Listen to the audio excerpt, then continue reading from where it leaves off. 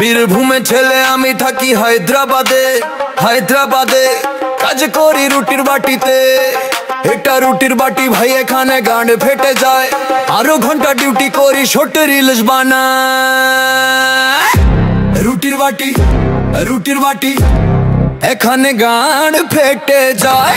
রুটির বাটি, রুটির বাটি ভাই, এখানে গাঁড ফেটে যায়। ভোর চটে উঠে আমরা সবাই কাজে যাই। 1 ঘন্টা কাজ করে একটু চা খাই। সকাল 9টায় বাজলে পরে নাস্তা করতে যাই। আধা ঘন্টা বসে আবার কাজে যাই।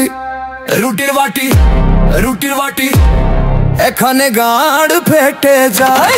রুটির বাটি, রুটির বাটি ভাই, এখানে গাঁড ফেটে যায়। শহরের